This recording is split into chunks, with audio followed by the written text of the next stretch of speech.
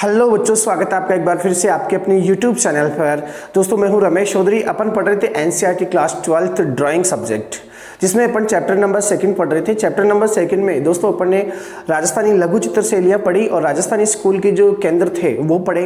और इससे पहले वाले वीडियो में अपन ने पढ़ा राजस्थानी लघु चित्र शैली के जो 2 प्रमुख चित्र थे, भागवत पुराण और अनिरुद्ध सिंह हाड़ा के चित्रों के बारे में। आज अपन पढ़ेंगे मारू रागिनी और बनी ठनी चित्र के बारे में। दोस्तों मारू रागिनी जो चित्र है वो मेवाड़ का प्रसिद्ध गीत ढोला मारू पर आधारित चित्र है, जिसमें ढोला कौन होता है? राजकुमार होता है और मारू राजकुमारी होती है। दोनों प्रेमी होते हैं।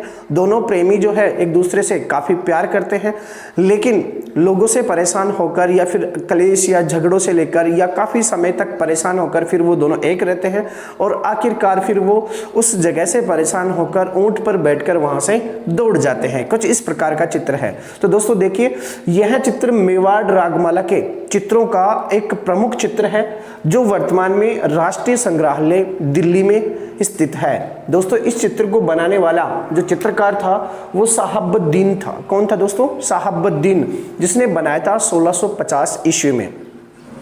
इस चित्र में मारू के रूप में राजश्री की पत्नी को दर्शाया गया है।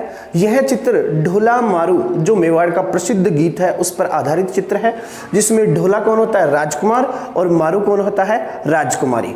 दोस्तों ये दोनों विभिन्न प्रकार के कष्ट झेलते हुए अंत में एक हो जाते हैं और फिर चित्र में संघर्ष, क्लेश, इसके अलावा युद्ध आदि से परेशान होकर ऊंट पर बैठकर, कैसे ऊंट पर कैसे बैठे हैं? दोनों आमने सामने मुंह करके इस तरीके से बैठकर वहां से भागते हुए दिखाया गया है। बस इतना ही है आपका ये मारू रागिनी चित्र। आगे वाला आता है बनी ठनी चित्र। दोस्तों किशनगढ़ शैली का प्रमुख चित्र बनी ठनी चित्र। एक कहानी है जो मैं बताता हूं आपको। पहले किशनगढ़ के शासक थे सामंत सिंह। कौन थे?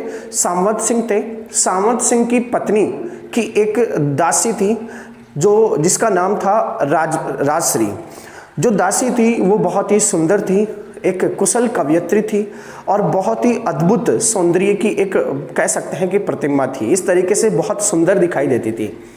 इतनी सुंदर दिखने पर राजा को हो गया उससे प्रेम।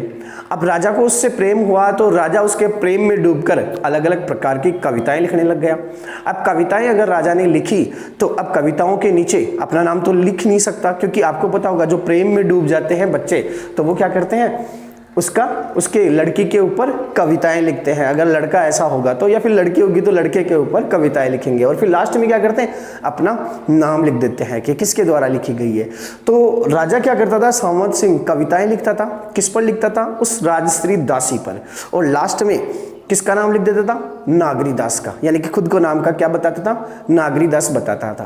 क्यों ऐसा क्यों करता था? क्योंकि दूसरे लोग उससे पूछे कि ये किसने लिखा है, तो वो नागरी दास खुद का नाम उसने रख लिया था। दोस्तों उससे वो काफ़ी प्रेम करने लगा था और जो दासी थी वो भी उसके प्रेम को देखकर, उस सामंत सिंह राजा के प्रेम को देखकर वो भी उसके प्यार की तरफ झुकने लगी थी। उसी समय पर सामंत सिंह का एक दरबारी चित्रकार था जिसका नाम था निहाल चंद। क्या नाम था दोस्तों? निहाल चंद। तो सामंत सिंह ने निहाल चंद को बुलाया कि निहाल चंद इधर आ, कि बोलिए महाराज कि ये जो दासी है इसकी चित्र तेरे को बनाना है। तो निहाल चंद ने कहा बहुत खूब, बहुत बढ़िया बनाऊंगा, लेकिन थोड़ा सा टाइम चाहिए। हाँ कि टाइम तेरे को चाहिए ना, वो ले ले, लेकिन 1 नंबर चित्र बनना चाहिए। कि सामंत सिंह को कहता है कि हाँ साहब बहुत बढ़िया चित्र बनेगा, लेकिन बताइए कि अगर मेरे से लोग पूछे तो फिर मैं बताऊं क्या कि ये किसका चित्र बना रहे हो? तो तू बता देना कि राधा का चित्र बना रहे हो। नीचे उसको बनी ठनी नाम उसने दे दिया, तो उसका चित्र भी बना लिया और उसको नाम जो है उस चित्र को क्या दिया? बनी ठनी। तो इस तरीके से एक प्रेम की कथा पर आधारित ये चित्र है। समझे आपने?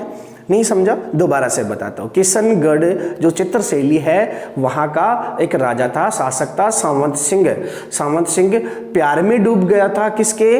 वहाँ की दासी के प्यार में डूब गया था। प्यार में डूबने के बाद में उसने क्या किया? वो उससे इतना मोहित हुआ कि उसके ऊपर उसने कविताएं लिखनी शुरू कर दी। अलग अलग प्रकार की कविताएं उसने लिखी और खुद का नाम नागरी दास रख लिया।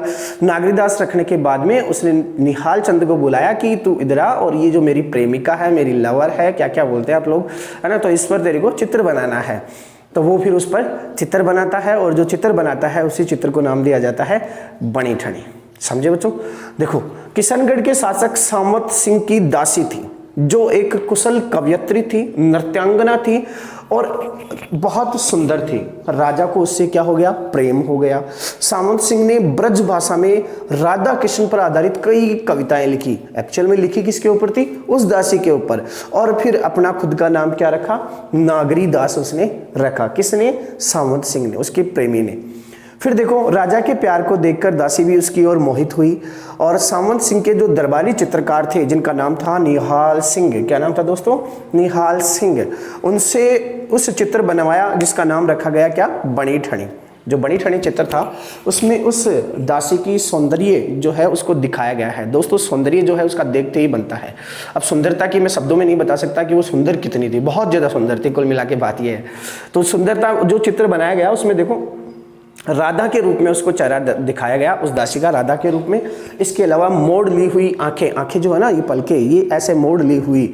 और इसके अलावा भौहें जो थी उसकी धनुषाकार, भौहें कौन सी, ये वाली, ये धनुषाकार। इसके अलावा तीखी नाक, नाक को बिल्कुल तीखा दिखाया गया था। और बालों का सर्पों के समान गालों पर लटकना। देखा आपने, नवेली दुल्हन आती है तो उसके जो, या फिर कोई लड़की स्टाइलिस्ट होती है तो बाल जो होते हैं ना ऐसे लट्टी निकालती है, सांप की तरह से गालों पर आती है। तो उस तरीके से बालों का गालों पर लटकना और पतले होठ, बिल्कुल पतले होठ, इस तरीके से उस चित्र को बनाया गया था। दोस्तों आखिर क्या हुआ, 1757 ईस्वी में सामंत सिंह ने अपने भाइयों से परेशान होकर, भाइयों के बीच में जो युद्ध चल रहा था उससे परेशान होकर वो अपनी राजगद्दी छोड़ देता है। राजगद्दी त्याग कर फिर वो कहाँ चला जाता है, वृंदावन चला जाता है। और वृंदावन जाकर वो बनी ठनी के साथ में वहाँ पर रहना स्टार्ट कर देता है। तो दोस्तों ये दोनों चित्र हुए अपने कौन से, मारू रागिनी और बनी ठनी। मारू रागिनी जो चित्र था वो मेवाड़ का था और बनी ठनी किशनगढ़ चित्र से लिखा था।